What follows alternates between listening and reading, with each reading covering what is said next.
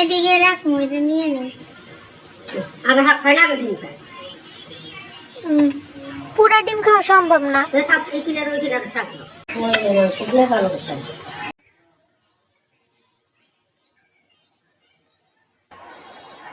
তো যাই হোক, হ্যালো ইউটিউববাসী, কি অবস্থা সবার? আজকে আমার দুপুরে খাবার খেতে অনেক লেট হয়ে গেছে কারণ আমি যে খুব একটা ব্যস্ত মানুষ তাও না, আমি খুবই আজেরা মানুষ আমার মার বক্তব্য অনুযায়ী। তো শুয়ে বসে থাকতে থাকতে মোবাইল টিপতে টিপতে আমার দেরি হয়ে যায়। তো এরকম কিছু আজেরা গজাইরা কাজে আজকে আমার লেট হয়ে গেছে।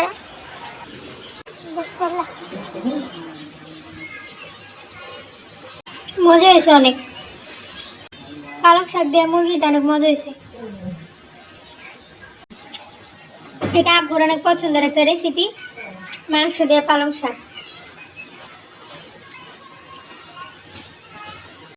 তো খাওয়া দাওয়ার পরে একটু টলতে জিরাইতে আম্মা ধরে দিচ্ছে কতগুলো বাদাম। তো বলতেছে বাদাম ছিল একটা রেসিপি বানাই দিব মজার। তো আমি কি করবো, বাদাম ছিলতেছি আর গানটা মনে পড়তেছে, বাদাম বাদাম ভাই কত বাদাম, আমি বসে ছিলি কাঁচা বাদাম, আম্মা আমারে ধরাই দিছে কাঁচা বাদাম। তো আজকে বাদামের রেসিপি বা আইটেম যেটাই বলি না কেন, বকচক সেটা হইতেছে দোকানে যে পিনাট পাওয়া যায় বাদামের, সেটা বা বাদাম পাপড়ি বলে অনেকে, আর বানাবো ম্যাঙ্গো বার। তো এই কারণে এখন এই পানিশমেন্ট হিসেবে সারাদিন মোবাইল টিপি, দেরি করে ভাত খাই, এইগুলার এখন শুনলাম আমার বাদাম দিয়ে তুলতেছে। তো কার দেখাবো মনের দুঃখ, এই অবস্থা হয়ে গেছে এখন আমার। তো ম্যাঙ্গো বারের জন্য এখানে আমসিদ্ধ দিছে, শুধু লবণ আর অল্প একটু পানি ছিটে দিয়ে। তো এটা গলে গেছে পুরোপুরি। তো এখানে আসলে বেশি কিছু মশলা দেওয়া হবে না, ম্যাঙ্গো বারে বেশি একটা মশলা থাকে না, তো তাই হালকা একটু বিট লবণ আর গুঁড়া মরিচ বা শেষ। ম্যাঙ্গো বারে তো ঝালও থাকে না। তো এখানে চিনি শিরা করে নেওয়া হইতেছে। যেরকম মিষ্টি খায়, বেশি মিষ্টি খাইলে বেশিও দিতে পারে, টক খাইতে চাইলে একটু কম যা মিষ্টি দিতে পারে। টক খাইতে চাইলে আর একটু কম মিষ্টি দিবেন, তাহলে জিনিসটা টক।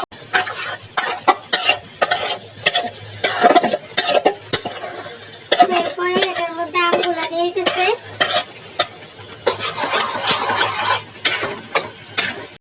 তো এই চিনির পানিটা শুকাইলে এটা আর একটু শক্ত শক্ত হয়ে কালার আসবে।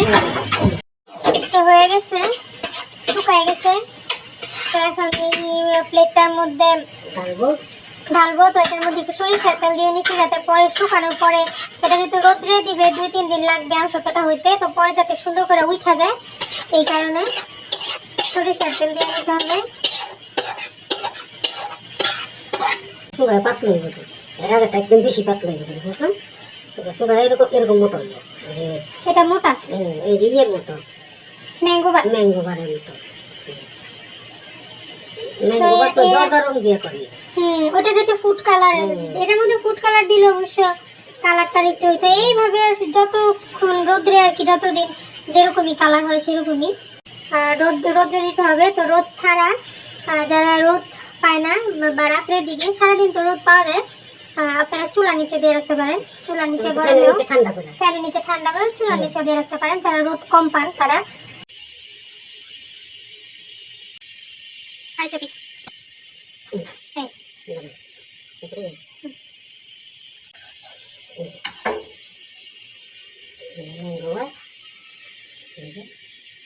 সফট অনেক না। এই যে হয়ে গেছে আমাদের চমলক্ষ প্লেট, ম্যাঙ্গো বারের প্লেট। প্রত্যেকটা অনেক বেশি মোটা হয়েছে। এই যে একদম ম্যাঙ্গো বার, এই যে পুরো ম্যাঙ্গো বার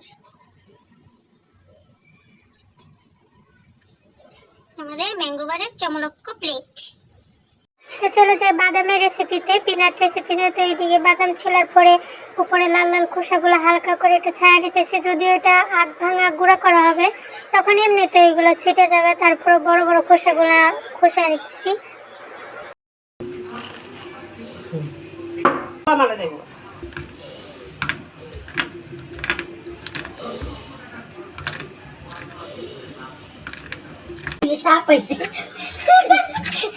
সাপের মতো নিঃশ্বাস ছাড়তেছে, ফস ফস মনে করতে সাপ আছে, বাদাম পাতা কেরানি বড় বড়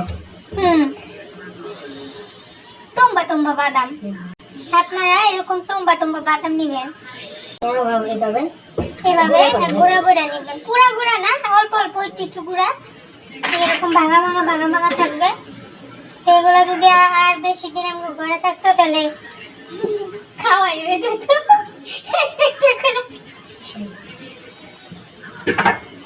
তারপরে যেদিকে একটা প্লেটে নিয়ে নিতেছি। গুঁড়া করার সময় এই লাল লাল খোসাগুলো আলাদা হয়ে যাবে, ফু দিলেই সব উড়াল মারব।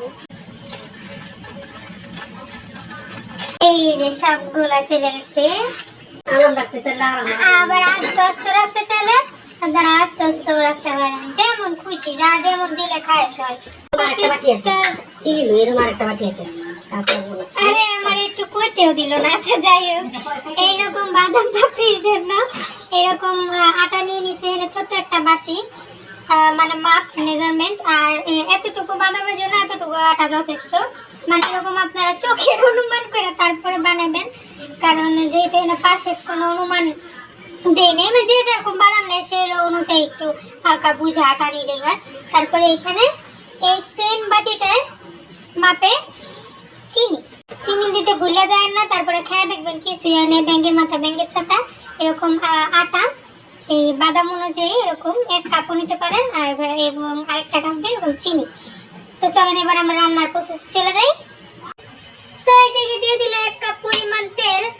তেল যদিও একটু কম দেওয়া উচিত ছিল, তেলের দাম অনেক বেশি, তারপরেও কিছু করার নাই, কিছু খাইতে গেলে তো কিছু ত্যাগ করতেই হয়। তো এখানে আমরা তেলই ত্যাগ করলাম। এর মধ্যে এখন আমরা তেলটা হালকা গরম হলে এটার মধ্যে দিয়ে দিব চিনি। তো এই যে তেলটা গরম হয়ে গেছে মোটামুটি, তারপরে এখানে দিয়ে দিব চিনি, সে 1 কাপ চিনি। তো এদিকে আপনারা ভুলেও কোনো পানি টানি অ্যাড করবেন না, পানি টানি অ্যাড করতে হয় না। তো ভুলেও যদি অ্যাড করে ওইটাতে আমি দায়ী না, ওইটা আপনারা নিজ দায়িত্বে অ্যাড করবেন। যাই হোক, ওইটা ভুল পদ্ধতি, এখানে পানি লাগে না। তো এই চিনিটা গলবে। তো এই যে গলা শুরু করলে এটা তাল মিশ্রির মতো এরকম জমে যাবো। তো আবার মনে করেন এটা তাল মিশ্রি হয়ে গেছে, এটা আসলে চিনির একটা রং মানে গলার আগে একটু রং ধরে আর কি এরকম হইলো। তো যখন গলে যাবে তখন গুড়ের যে কালারটা হয় হালকা কফি বা ব্রাউনিশ, সে কালারটা চলে আসবে। তো এটা হচ্ছে মানে চিনির ডং করে। এই যে দেখেন গলা শুরু করছে, এই তো গলা গললি, ফার্স্টে একটু রং করলি। কেমন হয়েছে আমার কবিতাটা? চামলক কবিতা। তো এরকম গলে যাওয়ার পরে ওই আটাগুলা একটু একটু করে ঢালবেন, একবারে সব ঢালতে যাবেন না, জগা কিছু রয়ে যাব। একটু একটু করে ঢালবেন, একটু একটু করে মিশাবেন। তাহলে লাস্টে দেখবেন যে এটা বাদাম পাপড়ি বা পিনাট হয়নি, এটা হয়েছে আটার খিচুড়ি। এই যে আর একটু ঢাললো। আপনারা এরকম 2-3 দফা একটু একটু করে ঢেলে মিশিয়ে তারপর নেবেন। এরপরে এটা মিশানো হয়ে গেলে দিয়ে দিবেন বাদাম। এই যে বাদামগুলো দিয়ে দিতেছি। তো বাদামগুলো দেওয়ার পর অনবরত নাড়তে থাকবেন, 1 মিনিট সময় লাগবে এটা রং হইতে। তো যখনই ডার্ক ব্রাউন কালার হয়ে যাবে সাথে সাথে নামায় ফেলবেন। এরকম হয়ে আসলে আর রাখবেন না, নামায় ফেলবেন, সাথে সাথে হয়ে যায় সাথে সাথে। তো ঢাইলা দেওয়ার পরে এটা আপনারা এরকম সুন্দর করে ঠিক আমসত্তর মতো এরকম করে ছড়াই দিবেন। এটা শুকাবে, শুকাইলে একদম শক্ত হয়ে যাবে। তো এই তেলটা মিশবো না, যে উপরে তেলটা আছে এটা বাইরে থেকে হালকা করে সরাই ফেলতে হইব। কিভাবে সরাইবেন সেটা দেখাইতে। তো এই যে উপর থেকে হালকা করে তেলটা ঢেলে নেবেন। তো এই যে দেখেন এটা ফ্যানের নিচে দিলাম ঘরে। তো এটা একটু টানুক, তো বাতাসে বাতাসে পুরোটা শুকায় একদম শক্ত হয়ে যাবে। একদম দোকানের পিনাটটা খাইতে যেরকম লাগে সেরকম করে যদি আপনারা খাইতে দেন সেরকমই হবে। এই যে কালারটা জাস্ট দেখেন, জাস্ট বাদামগুলো দেখেন, ওয়াও কত চমলক। একটু যখন টাইনে আসবে তখন আপনারা এরকম কাটা দিতে পারেন, মানে পিনাটের সাইজ, পিনাটের আকৃতি করে। তো এটা সাথে সাথে প্লেটে ডালার সাথে সাথে আসলে কাটা যাবে না, যখন এরকম ফ্যানের নিচে রাখলে আধা ঘন্টা একটুখানি টানবে তখন এরকম করে কেটে দিতে পারেন। এদিক দিয়ে আরেকটা চিকন করো, এদিক দিয়ে এরকম চিকন চিকন করো।